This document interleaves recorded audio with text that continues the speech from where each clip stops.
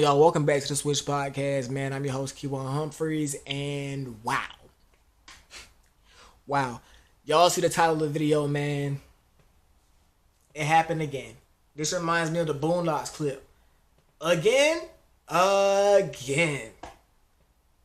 Nuggets are about to sweep the Lakers again, man. It's rough.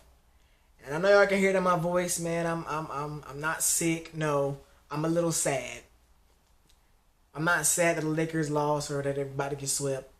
If you know me personally, you know I'm a big fan of D'Angelo Russell. He's one of my favorite players in the NBA.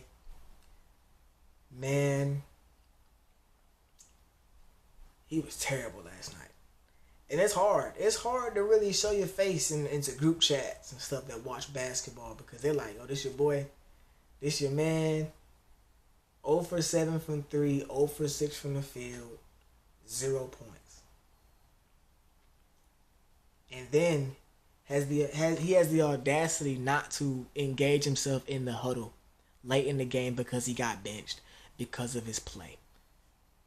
If I'm Darvin Ham, I'm not playing him. I'm not playing him in game 4. Not because he's been bad, because he had a really good game too, and I'm gonna get into that later. He was not because of his play, but because of your attitude.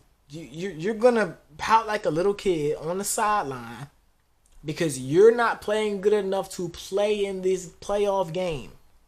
So fine, don't play at all. Definitely don't start. I believe he got benched last year in the series against the Nuggets. I would do worse than putting him on the bench. I would not let him play. He's not helping us anyways. He's not helping us anyway, so why even have him out there? You're not helping us when you're on the court. You're not helping us when you're off the court. So why are we gonna play this game with you, man? But can't say I didn't see it coming after game 2. Game 2 was a heartbreaker for the Los Angeles Lakers, man. AD played great, LeBron played great, and D'Angelo Russell gave you 7 threes. D'Lo gave you 7 threes, mind you. He only made 8 threes in total in the series last year against the Nuggets. He gave you 7 in one game. I believe he broke the record for threes made in a playoff game for the Lakers. And you still lost. And I told the people that I was talking to, and I told myself this, I said, man, it's over. Because D'Lo's never going to give you that again. Not in this series. I didn't know he was going to turn around and score 0 in this game, but I knew he wasn't going to hit no 7 threes. And that's just tough. Last night, they had no answer. They was up double digits again, but they had no answer. I feel like all of Laker Nation was like, oh, we're up 10 again. Means nothing. By the time the fourth quarter started, I believe they was down going into the fourth quarter. Starting 5 for the Nuggets are tough. The starting 5 for the Denver Nuggets are tough, man. We know about Jokic, Jamal Murray. Michael Porter Jr. had 20 points last night. Aaron Gordon had 29 and 15. Wow. That's crazy. 29-15 Aaron Gordon, man, and along with being an elite defender. Man, it's crazy. It's crazy. So I want to look at the Lakers now because their season's over. Even if they were to win, even if they win tomorrow or whenever they play game 4, this series is going no further than 5. Next game will be the last game in Crypto.com arena for the Lakers. Where do you go from now for the Lakers? You got aging LeBron James, who's finna be 40 this year, going into, I want to say, his last year on his contract. He maybe has one more year after that. You have Anthony Davis, who I believe he's about to be 30, or if he's not already 30 years old. You have D'Angelo Russell on a player option, and I believe the news came out today saying D'Angelo Russell is probably gonna exercise his player option and text free agency, as he should. He needs a fresh start because there's no way you can come back to the Lakers organization after playing like that last night. You got Austin Reeves, who I believe is due for a contract soon. You got a bunch of other guys.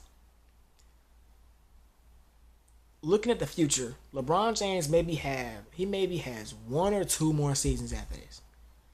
I wouldn't be surprised if he says next year is his last year. Because LeBron gonna want that farewell tour like Kobe got. Okay. So we got Asian LeBron that could walk out the door any second, right? Any second now. We have Anthony Davis, who's getting a lot of money. And we have this roster of guys that aren't without LeBron. With LeBron, you're not competing for a championship, but without LeBron, you're definitely not competing for a championship. We don't have no draft picks. We don't have no assets. There's nothing we can do. We're stuck. We're literally stuck in this. We had to win with this team. Looking at the Anthony Davis trade a couple back in 2019, you trade away Lonzo, you trade away Brandon Ingram, you trade away several first round picks for Anthony Davis to join up with LeBron James, and you win a championship. You win a championship, so that's fine. Okay, we made that trade for a championship. Cool. But did you only want one with that? Did you only want one championship with that?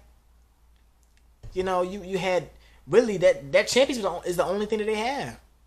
They won a championship, missed the playoffs, and found themselves in the play-in for 3 straight seasons.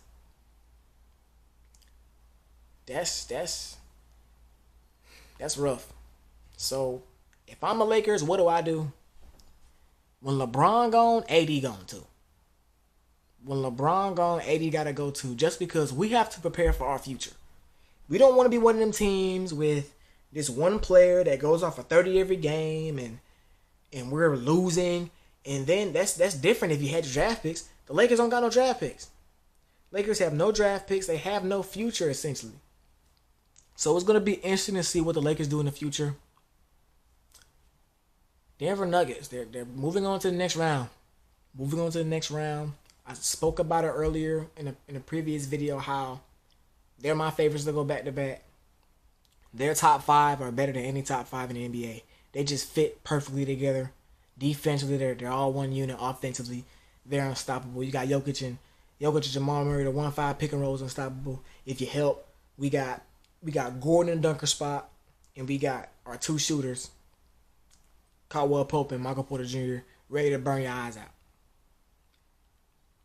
I don't know how you beat them. The way I would say you would beat them, one, you gotta defend. You gotta defend at an exceptional level. You gotta play the IQ game. You cannot make dumb mistakes. But I think you gotta have a killer.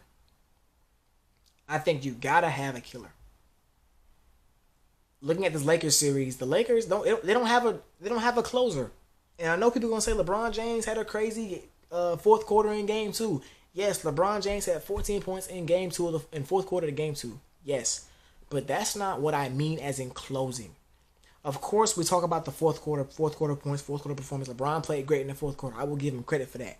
But he should not have had to play great in the fourth quarter. You're up by 20 points in the third quarter. When the Nuggets start chopping at that lead, that's when a closer needs to say, okay, I'm not having this. Run off a couple buckets and then put the game away before we even get deep into the game. You got to defend. You got to have a closer. And if there's one team in the playoffs right now that I think that can do that, based off their first couple playoff games, the Minnesota Timberwolves.